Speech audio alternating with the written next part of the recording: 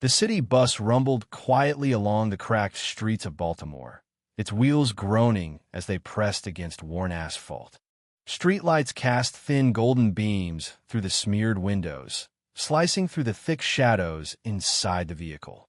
It was a typical late-night commute, filled with tired workers heading home, students returning from evening classes, and others who simply had nowhere else to be.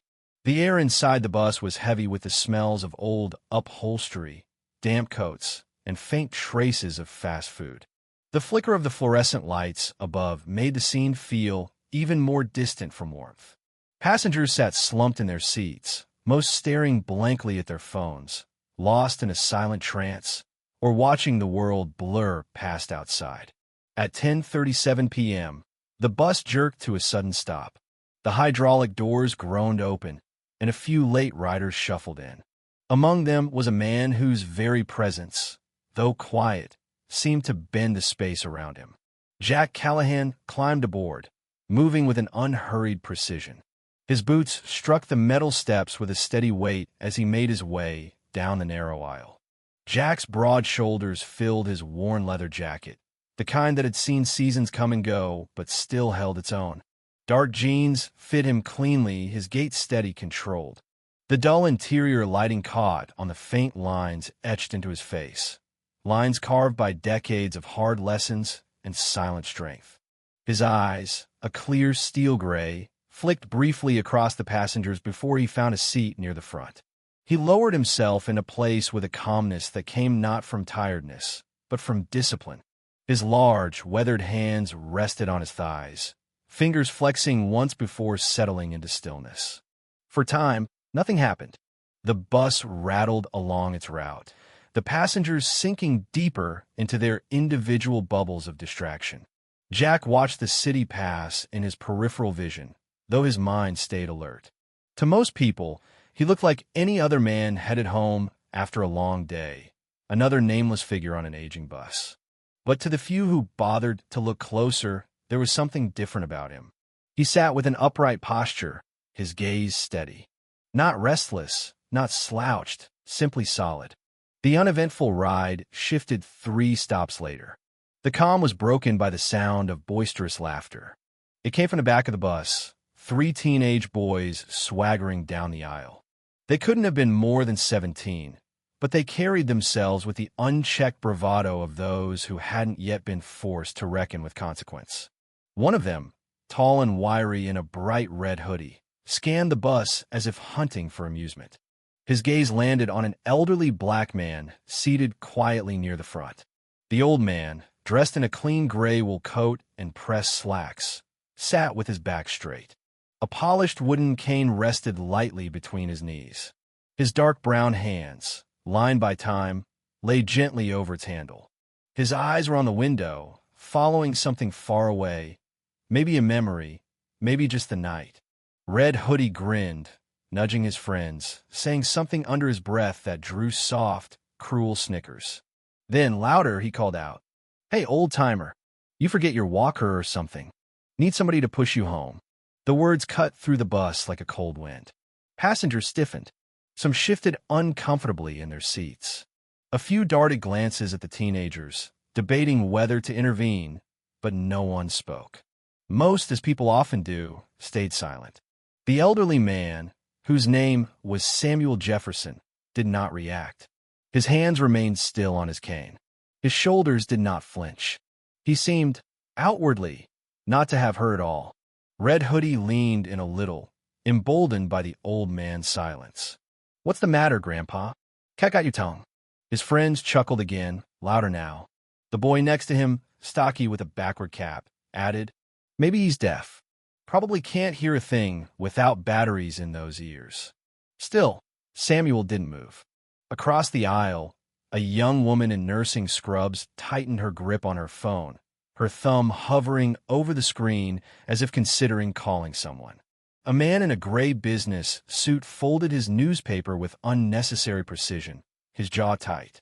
Eyes flickered toward Jack Callahan, but he hadn't moved either. Not yet. The bus rattled over a pothole, jostling everyone slightly. Red Hoodie chuckled, turning to his friends. Dude probably thinks he's too good for us. But Jack had been watching. From the second they stepped onto the bus, he had tracked their movements. Not because they were kids looking for trouble, but because he recognized something in them. That dangerous mix of arrogance and ignorance. He had seen it in back alleys, in bars, on battlefields. Boys who mistook noise for strength. Men who thought loud was the same as powerful. They were always wrong. The road jolted again, shaking the bus. Red Hoodie stood his ground, shifting his weight as he stepped closer to Samuel Jefferson. "What's the matter, old man? You some kind of king or something?"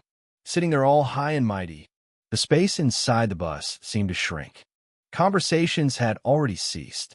People who had been pretending not to listen now watched, their breaths held tight. Jack's fingers flexed, then relaxed. His breathing remained slow, even. His posture unchanged. But something about him had shifted. The kind of shift that happens just before lightning strikes. Red Hoodie smirked again, this time stepping directly in front of Samuel. "Say something, old man," he demanded. "Go on. Say something." One of his friends muttered, "Dude, maybe we should chill." But Red Hoodie ignored him. His pride was on the line. He wanted the old man to flinch, to give him something. Instead, Samuel turned his head, slowly, deliberately, and he met the boy's eyes. There was no fear in his gaze.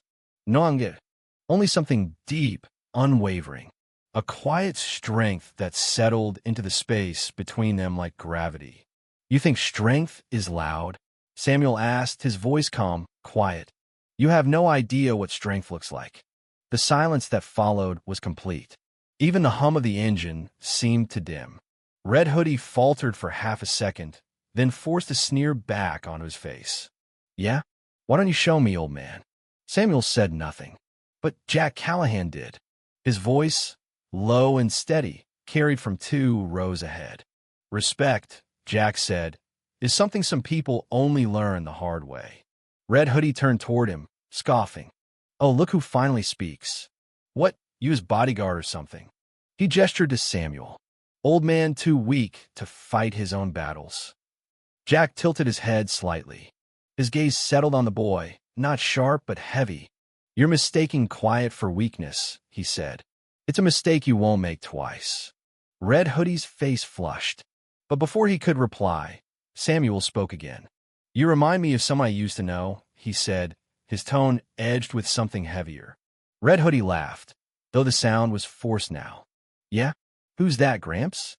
"Your war buddy." Samuel's lips twitched, not into a smile, but into something closer to regret. "No," he replied softly. "A young soldier who thought he was untouchable. He learned different." Red Hoodie swallowed hard, but his bravado pushed him to keep going. "Well, maybe you should teach me that lesson." Jack's eyes never left the boy. "You don't want that," he said simply. The words weren't a threat. They were a fact. The bus rumbled on, the neon glow of Baltimore flashing past in streaks. But inside the bus, everything was still.